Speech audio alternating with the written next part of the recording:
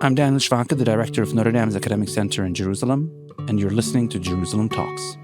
In this episode, Avraham Burg sits down with Rabbi Riccardo Di Segni, the chief rabbi of Rome, to explore the ancient, continuous presence of the Jewish community in the city, the transformative impact of Nostra Aetate on Jewish-Catholic relations, the ongoing complexities of interreligious dialogue, and a world shaped by both historical wounds and modern challenges.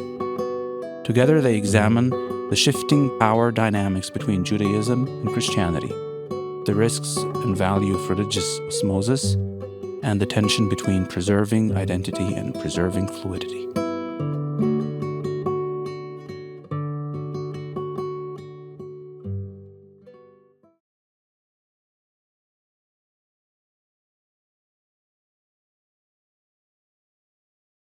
Peace on you, Rabbi Di Segni. Hi, welcome. Tell me a little bit about the history of the Roman Jewish community. It's an ancient one. We are talking about the most ancient Jewish community in the world, not because it's the most ancient, but because it's the most ancient without any interruptions. Continually. Since 22 centuries, from the times of the Maccabees, when the Romans make some peace agreement with the new Judea kingdom, because both of them were against the Greek. So the first Jews arrived to Rome and established themselves, and they remain here until now. And your family has this kind of old history? I am mixed blood because I am half Ashkenazi. Oh, okay. My mother is Ashkenazi, but my father... Where from your mother is? Should be Northeast Romania, Moldavia. Okay. But my father descended of old Italian Jewish family. As the family name witnesses, because Segni is a small town, southern Rome, and they came from there in the 1555 when the ghetto Rome was established, but they were Italian since centuries before. Just to open brackets, we say ghetto and we have in mind something very modern, but this is actually originally something from Venice, that the first ghetto, I think, where the Jews were cornered to a certain neighborhood. Yes. The ghetto was the place where the Jews were closed, not allowed to live in another place in the town. And the ghetto were closed in the night. Every night you have to come back, otherwise you don't sleep. This was the ghetto. And the ghetto of Rome was established in the 1555, as I said, and it was opened in 1870 when the papal rule finished and Rome was annexed to Italy, to the kingdom of Italy. So we speak here about a very ancient community which actually began before the destruction of the Second Temple. Even 200 years before. Yes. So it means that Rome at the time was New York, was this city of exile? In the mentality of the sages of the Talmud, the Empire of Rome as the capital, was really the New York of today. The universalist center of the superpower. If New York is now the center, I have some doubt. Yeah, New York. I have a daughter who lives there. It's a problem, but it's not for this one. Traditionally, the chief rabbis in Rome traditionally served also as the supreme spiritual authority for the entire Italian Jewry, the official representative. It depends on times and people. Not in the eyes of the Jews, in the eyes of the non-Jews. Maybe. So what is the official, vis-a-vis the state of Italy, what is the official position of the chief rabbi? Well, in Rome, there are two governments, two states. At least. The Italian state and the Vatican. And the Vatican, yeah. So the position of the Jewish community is in relation with two powers, distinguished powers. From a religious point of view, we have a kind of privileged situation of relationship with the Catholic Church. What is privilege? What do you mean by that? because there is a tradition. Once it was a very dramatic tradition since some decades it's changed the atmosphere, but there was also a tradition of direct contact with the greatest authority of the Catholic Church was based in Rome. We still, in some point of view, are the direct connection. In 1965, the Nostra Aetate comes to the world. I mean, it was a long process. It was a couple of years. Popes were changed in the middle. And then Vatican II, the Second Council of the Vatican, accepted the Nostra Aetate. Okay? What is the meaning of it for a community like the Jewish community here?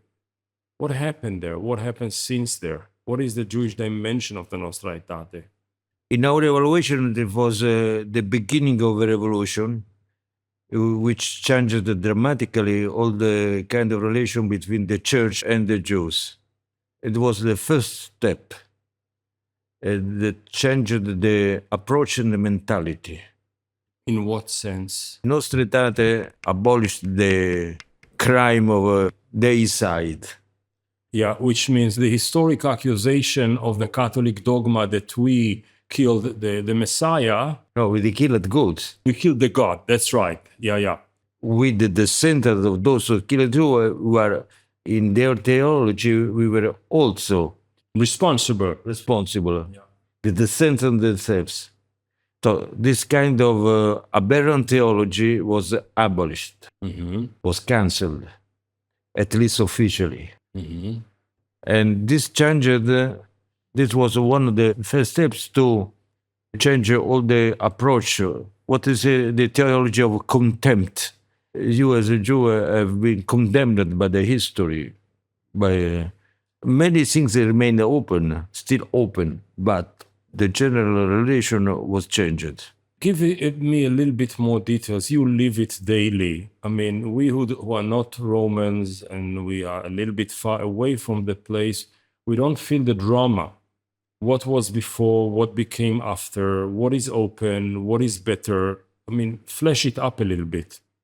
Before, people were asked by a common priest, why don't you convert to Christianity? You are in error. You must change yourselves. You must be converted.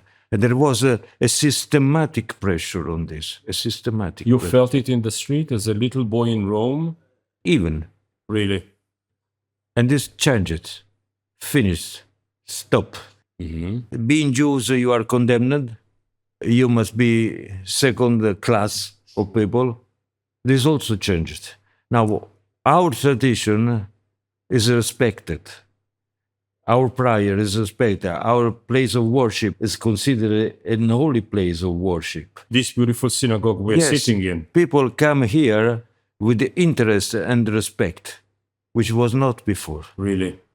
For many, many centuries, the Christian theology was, we need the Jews, you say, a second class of being contempted because we need them alive, but very humble, because by this they give a testimony and they are witnesses to the greatness of the new church, of the new Israel, right? That was the ancient dogma. And then something changed. All of a sudden, we're not second class. We are called the elder brothers. The brothers, okay. Which is an ambiguous expression. Explain. Because from one side, for normal people to be a brother is a beautiful thing. Sure. We should love each other as brothers. I had only sisters, but I can understand. Okay. In a normal family, I don't know if there are normal families, but anyway, between brothers there should be some kind of relation which is different from the other people. Sure. And this is the first point, the positive point. The second point, there is an ambiguity because in the Bible, especially in the Genesis, the first book of the Bible, elder brothers are bad people. Cain, Esau, and the elder brothers of Joseph. And especially elder brothers are those who lose the primogeniture. which means actually, in a very subtle way, the Jewish Bible prefers the younger brothers. Yes. So if I'm a younger Christian brother, so I'm a preferred one. Yes. Interesting. Anyway, Yeah. people in the street don't know the Bible, at least in Italy. Okay, in Israel as well. So since they don't know even the basic history, for them to tell that we are brothers is a good thing. It's a good thing. The general feeling that we are real brothers, we are following the pathway, in the common pathway. This is the understanding.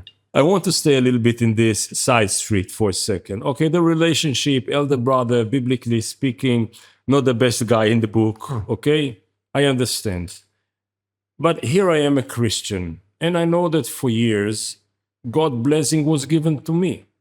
I'm superior, I'm stronger, I'm bigger, I'm richer, I have more influence. Look at the Jews at the ghetto, persecuted, second class, as you, Rabbi, you said just a minute ago.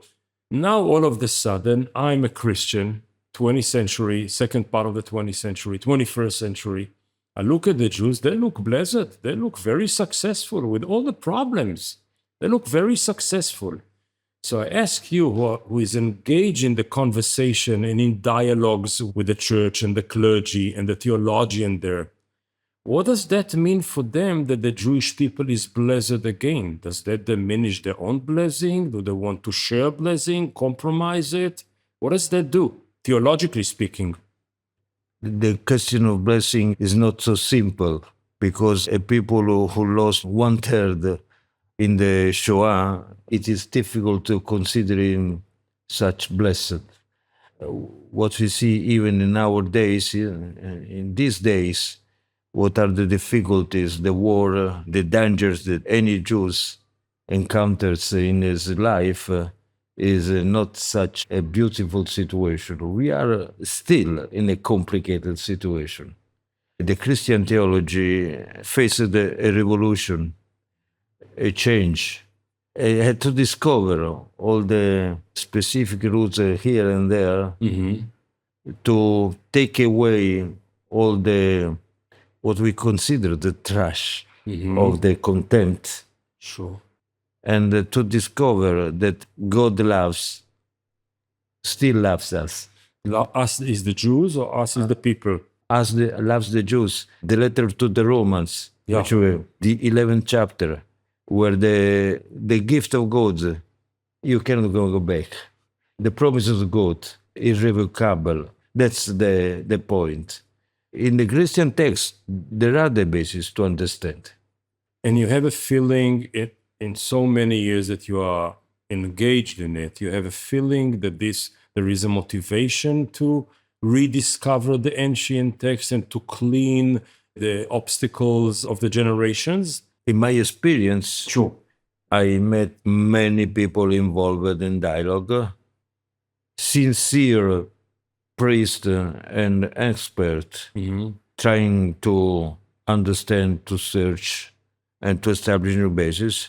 So there is a group, there has been continuously a group of specialists who are working on this point, and they are sincerely involved to find and to establish the theology. And I understand also by my contacts with the common priests of new generation that what they study in the seminaries is a different story of the past. Different, better, you mean? Yes, different best. So this context have reached the teaching of the seminary. It was difficult at the beginning. It was difficult. Because people came from the old school. Yes. So the new school teaches a new approach. But this approach is not the unique. You can always find people who don't love Jews, who are linked to old theology. You can cancel 18 centuries of contempt just in a few moments. So there are still different opinions. The theology is a complicated issue. Let's go back to the highway. You mentioned the Holocaust. Within the Jewish discourse between Jews and Jews, I will ask for how long will it be an argument. But between Jews and Christian, it's a little bit different. At what sense? The Holocaust was ended 20 years before the Nostra Aetate.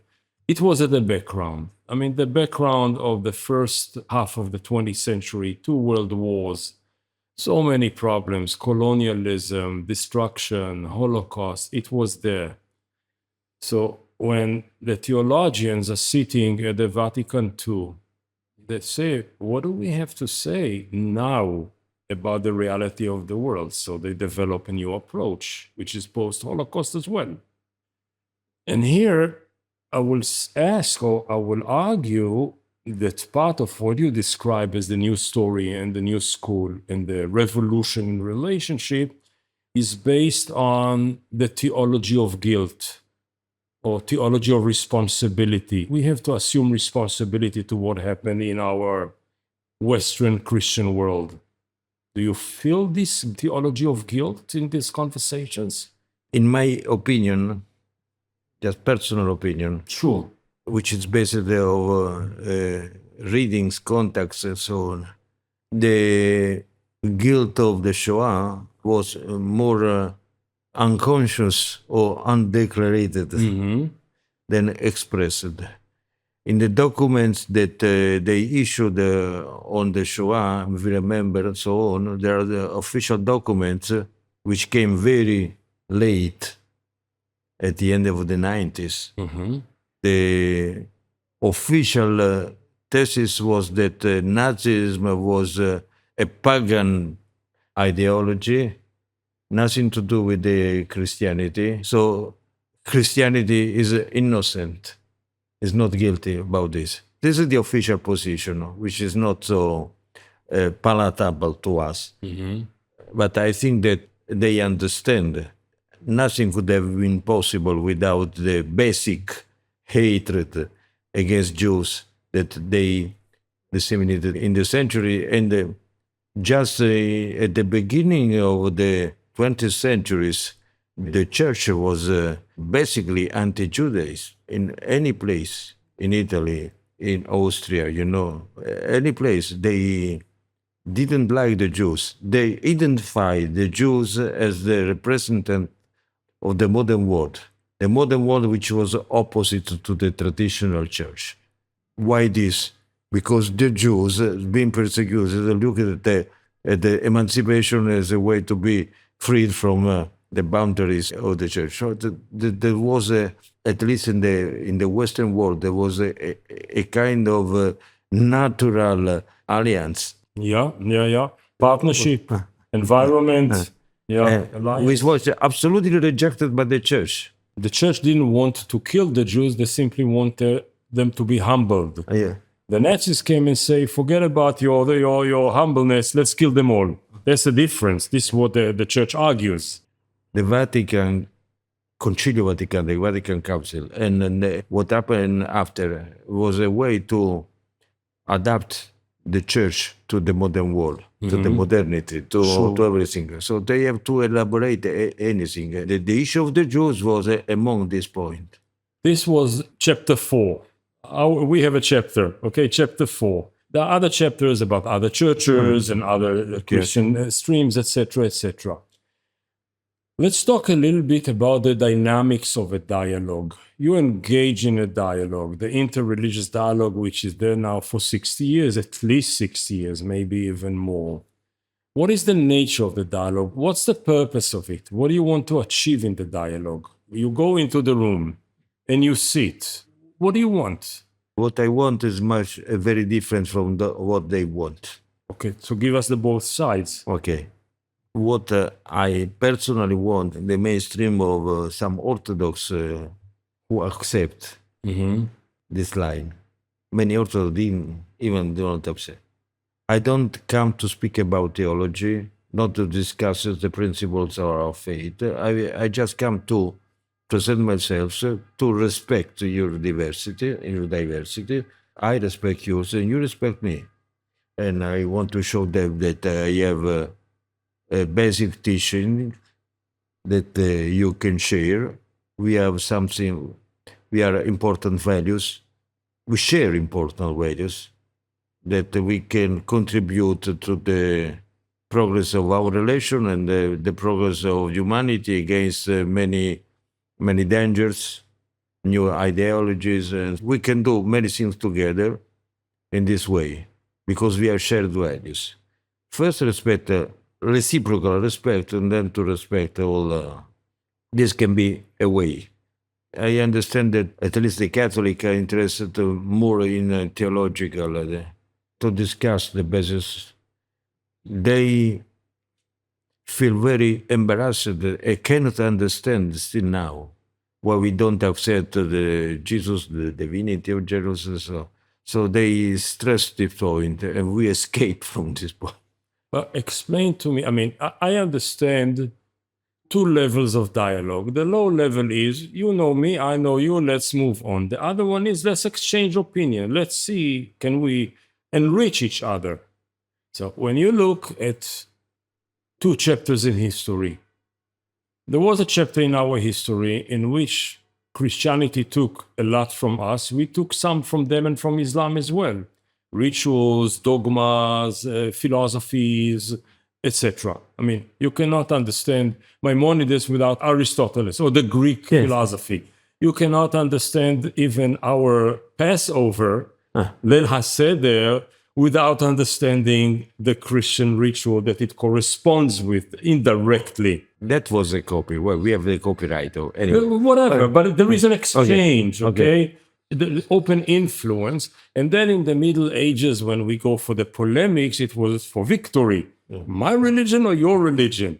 Today, nobody wants to win. I hope so. But can we be open for some influences, to adopt something from them, for them to adopt from us, theologically, practically, socially, culturally?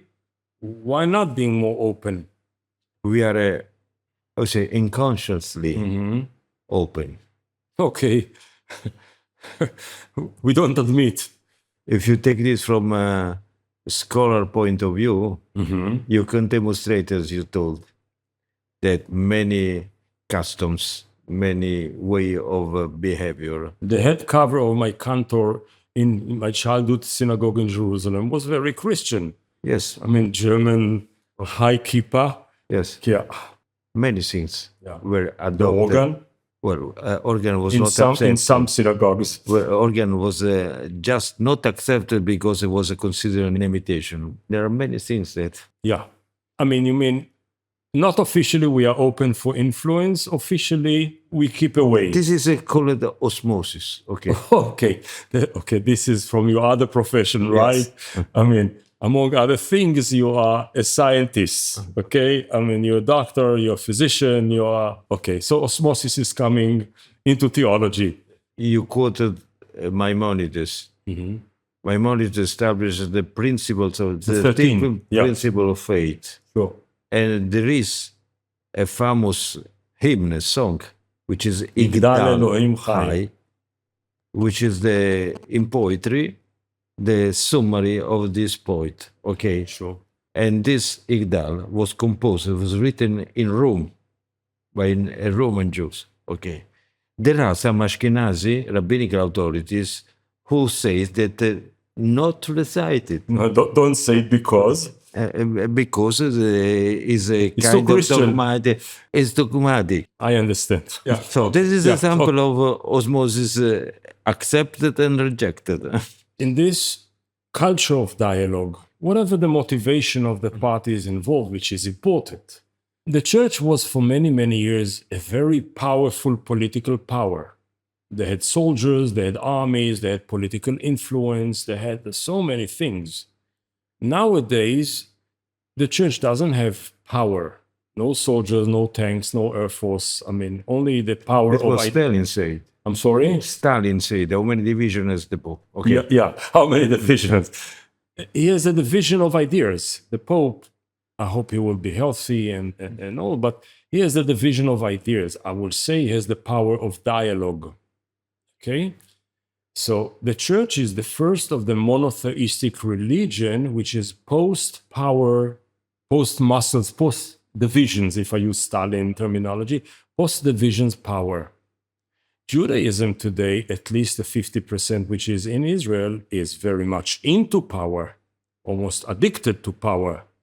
So how is the conversation between the powerless Judaism of the past who became powerful now and the very powerful Christianity of the past who became powerless now? How does this exchange works? This is a very complicated issue. I didn't promise you simple questions. First of all, the church itself has not armies, but its strength is absolutely, it's a moral strength, Sure. which guides millions and millions of people. Mm-hmm. So there is strength in this. Very much so. Theoretically, there is a war. If the church says you don't have to combat this war because it's pacifism or whatever, this has an influence. Okay. Half an army does not come to fight. Second, the Jewish power, if there is a Jewish power, we are a people fragmented in all possible religious and ideological branches. It is difficult to imagine. And also the power, the military power of the state Israel. First of all, we have to understand this point. First the Muslim, but even the Christian find it is very difficult to accept that the Jew can defend themselves. But it's a fact of life. It is difficult to them to accept, and this is the reason why there is such much opposition. From the Muslim world is a basic opposition. But also from the Christian world, it's difficult to accept the idea that Judaism has muscles. You can read it when you see the reaction, the theological reaction, the people eye for eye. Sure. Okay, when they quote this, each time that Israel used the weapons, it means that for them it's difficult to accept the idea that the Jews can defend themselves. But this is only part of the. I don't think that the strength of the Jewish people is the army. The strength of the Jewish people is the message, the tradition, the being alive, notwithstanding what will happen and still happens. This is right in Rome, it's not right in Jerusalem. In Jerusalem, the presence of the physical strength is almost holy. It's a second religion for many. For many, but not for all. No, not for all, for sure. No. Not for me. This is also basic historical reasons. The people who was always persecuted, they never was independent for many centuries and millennia, now still came back to issues. But if I take it a level higher and we have a bird eye watch on it, I will say that when the temple was destroyed in the year 70, and the sages of Jerusalem of the time, Rabbi Yochanan ben Zakkai, came out of the city and said, I abandon sovereignty, I abandon power, I abandon war, and I want philosophy, I want theology, I want the power of morality. Didn't want philosophy, no. Okay. Theology, a religious practice. Okay. I want the religious catechism of Judaism at the time and developed it. Okay? And it looks now that the Catholic Church in the last 200, 300 years adopted this philosophy, which is the power of ideas, the persuasion of morality, rather than the one of physical muscles. So in a way, I can say the Church is again Neo-Judaism. Well, Judaism has many souls. Okay, fair enough. So this is the problem. The Judaism has many souls. Under the influence of the history, we are compelled to accept the prevalence of one soul in confront of the other. But all the souls are alive. Okay. So even the independence, the military, and the idea of the state is not outside the Judaism, is inside the Judaism. Just put in the corner in the last time, but now it's central. And we cannot deny this point. If you deny this point, you deny that the Judaism has the right to be. This is one of the points of discussion now.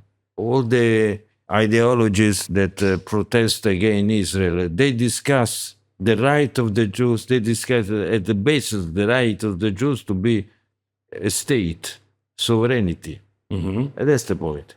But to say that Jewish thinking, the Jewish tradition, the Jewish history doesn't accept the concept of sovereignty, independence, as something unusual to the Jews is a fundamental error.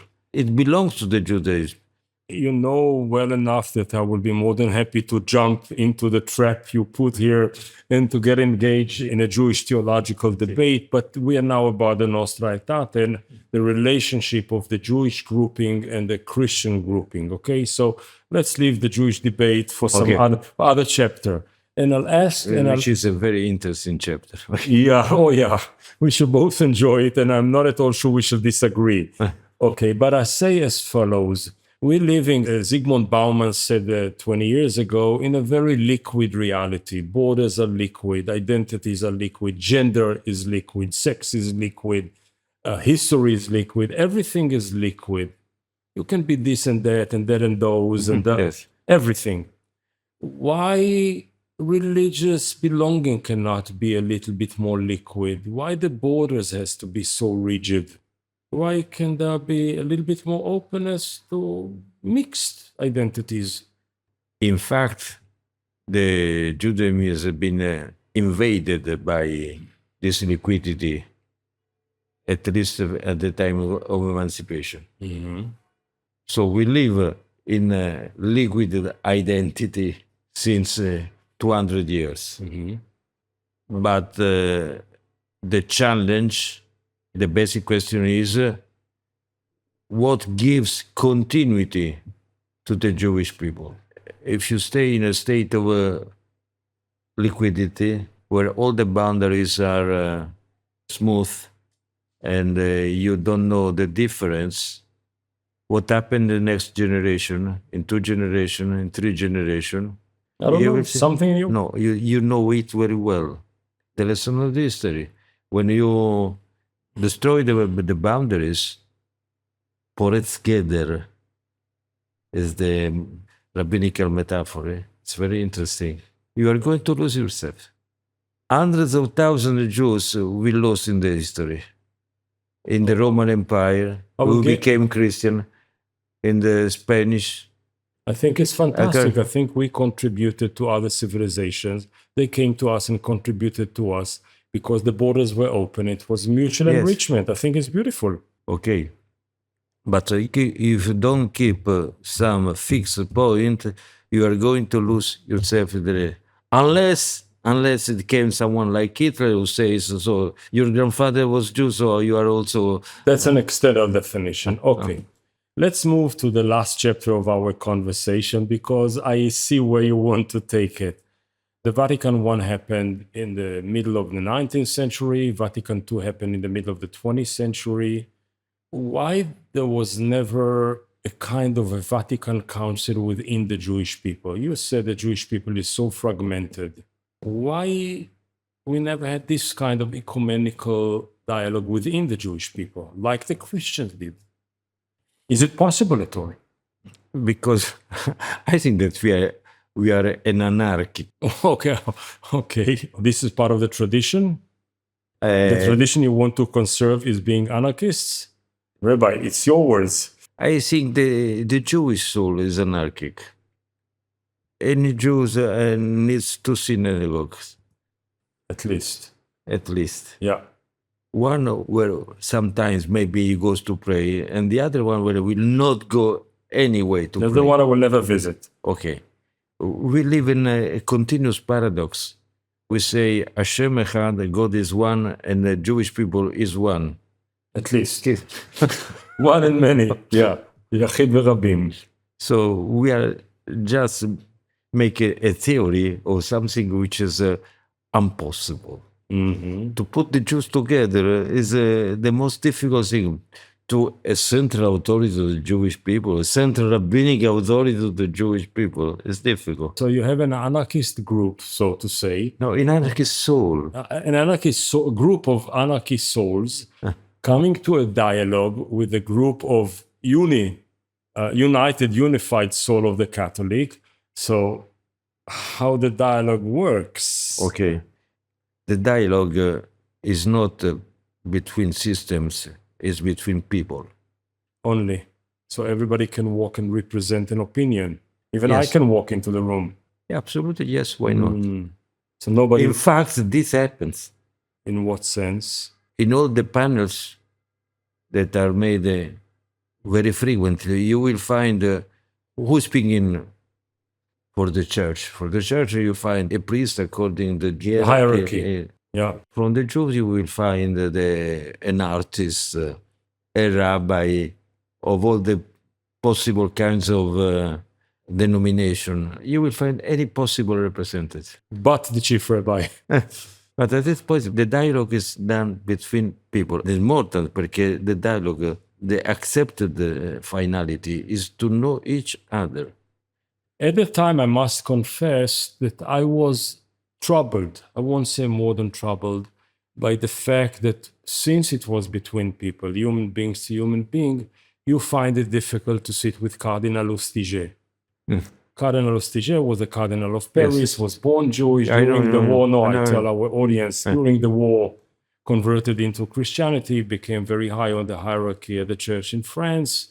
Was a very, very interesting person. I know him personally and had him, hosted him at the Knesset many times, even said Kaddish with him on his community in Zagłębia. And I find it interesting that you go into the room for a dialogue and find somebody not kosher for dialoguing with. I can tell my personal Sure, experience. it's only personal, yeah. I was still here when there was the 40th anniversary of the Nostra Aetate. Yeah. And the Vatican organized a very big ceremony to remember this. And what they organized that they wanted an official representative of the Catholic Church and the rabbi to speak the same panel. So they invited me. Good choice. I don't know. I I'm do. not sure. And the other side, Cardinal Lustiger. And I said no, because I cannot speak about the dialogue with the Christian when one of the open wounds is the issue of the conversion of the Jews, and the Christianity is represented by a converted Jew. And if a Christian converts into Judaism and becomes a rabbi like Shmaya and Avtalion, he can represent the Jewish people? A convertee to Judaism is good and a convertee to Christianity, no? To make a panel with him, Yeah. the problem is if the Christian will do a panel with him. Now you're being Jew with me, okay? You use a joke. Okay, you don't have to answer. Last but not least, every rabbi should have a little bit of a profit into him, okay? What will be the Vatican III about? In 40 years' time, we're going to celebrate Vatican III, right? Every 100 years. What will be the Vatican III about? What should it be about? Will you be happy if you, as you suggested before, that we make a United Rabbinical Congress? Oh, yeah, in the Vatican. No. Yeah. If someone calls from the Vatican, put this on the schedule. Still, Rabbi, if you look at the contemporary problems of the world, facing the West, facing the community of believers, all believers, what should be an ecumenic council about? It's very important. What are our challenges? Yeah. What are our challenges in What the are world? they? Yes, we are towards a world full of dramatic problems, poverty, slavery, which were always problems. And now we have technological problems. The technology is overwhelming us. So what are our responses?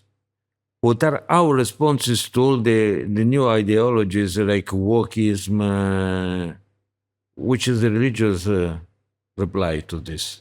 Are they compatible with us? And religious extremism and fanaticism also to be challenged because you find them in Christianity, in Islam, and in Judaism. Yes. Also, this is an issue, important issue to... It's the other side of the same coin. Yes, absolutely. Rabbi, are you an optimist or pessimist vis-a-vis the coming future for believers? So I said that I quoted about this some words of Rabbi Sachs. Jonathan Sachs, the chief rabbi of Great said, Britain. We are neither optimists or pessimists. We have hope. It's a good one. We used to ask my mother, Mom, are you an optimist or a pessimist? She said, me? Of course I'm an optimist. Today is much better than tomorrow. Rabbi, it was a fantastic conversation. Thank you very much, Harav Shmuel and Rabbi Riccardo Di Segni. Thank you very much. Many, many years of hope. Thank you so much for this conversation. It was a hot conversation.